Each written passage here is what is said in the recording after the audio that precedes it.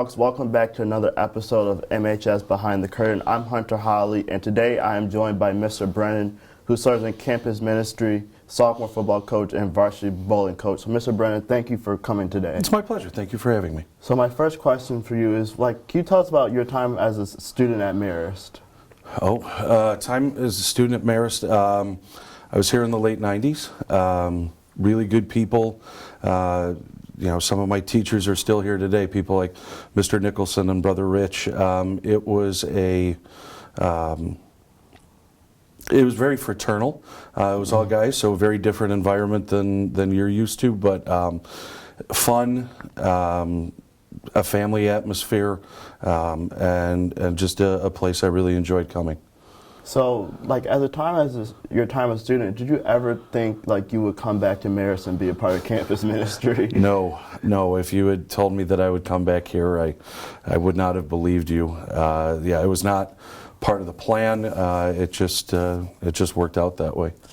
So, what eventually led you to join campus ministry? I've always been involved in ministry, kind of at a parish level. And so when the opportunity presented itself to be in campus ministry here, I thought that, it's time for something new, a new challenge, something different to do. I've always enjoyed ministry work in a sense of being outside the classroom, but still being involved with young people. So the time was right, and the opportunity arose, so I figured it was time to give it a shot, if nothing else. And so, what is your favorite part about being in campus ministry? That's tough. I get to know kids outside of the classroom, so in a sense, there's not the formality of teacher and student. It's a different dynamic. I get to work with young people when they want to be involved in whatever it is that we have to offer, whether it's a mission trip, a retreat, a service project. They want to be there. And rather than being forced to be in math class or in religion class or whatever it might be, I get to know kids in something that they're passionate about or something they want to get involved in. So just working with young people is the biggest thing, but in that way is a lot more fulfilling, I guess.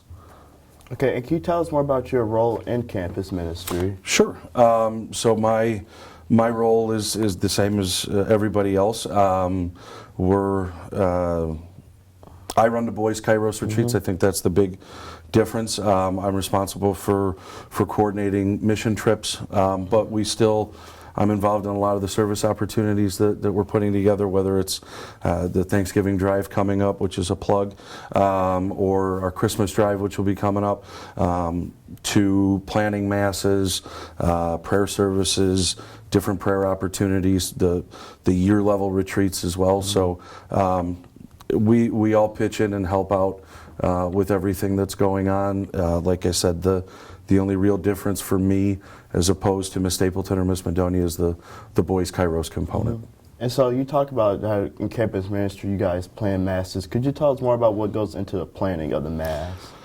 Well, everything from readings to music. Miss Madonia does a wonderful job coordinating music with the choir and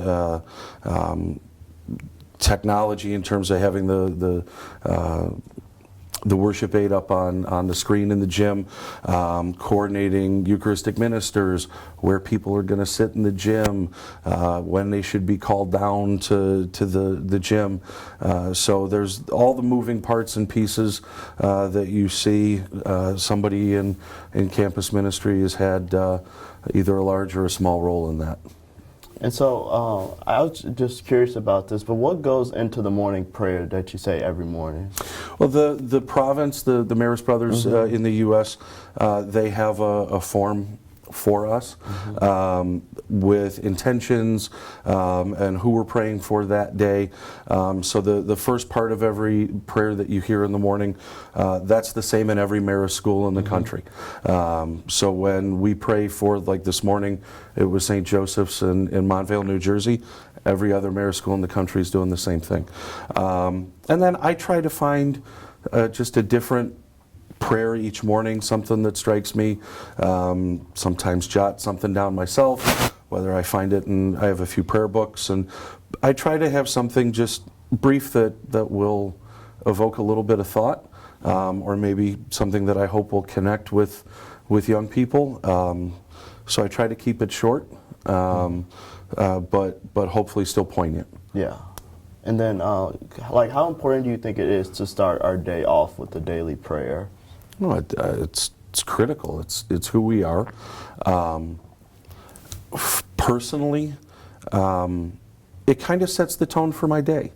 And I think if we can take those couple minutes here and there throughout the day, whether it's the very start of the day as a whole school community or even in the classrooms, if you can just find a few minutes here and there to connect with God or talk to God or build time for that relationship with God, that makes all the difference. And I hope that students don't lose that when they leave here.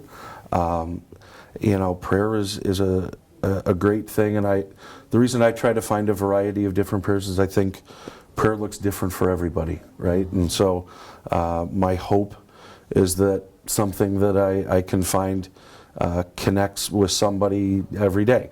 But to take that few minutes just to say, hey, you know what, God's important. We want to make a few minutes here and there throughout the day to build that bond and that relationship. Like I said, I think it just sort of sets the tone, at least for me, every day. Yeah, and you mentioned that answer that people like can pray differently. Like, can you give like some examples of how they pray differently? Sure. I think for some people the memorization prayers, the Hail Marys and the Our Fathers, really work for them. I think for others, taking time to go for a walk and maybe have a conversation with God. Maybe it's through meditation. I think people find God and can have prayer and music and art and writing in so many different ways that whatever sort of bridges that gap between you and God and fosters that relationship. I think prayer can look a lot of different ways for a lot of different people. And then what is one thing you want Marist students to know about campus ministry? It may sound funny, but I think a lot of people assume that the things that we do, the term that I hear often is that people think, oh, I thought this was going to be Jesus camp.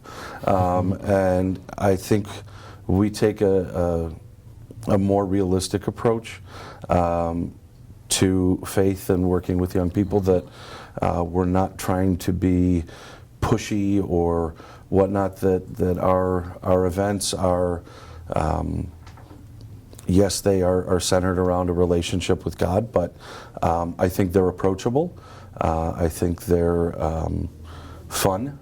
I think we try to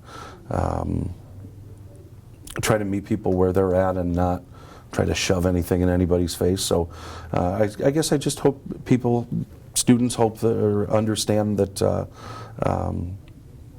those events are approachable and not too scary. Well, that's all we have for today, guys. Thank you for tuning in to MHS Behind the Curtain. I'm Hunter Holley, and that's Mr. Brennan. Have a great day.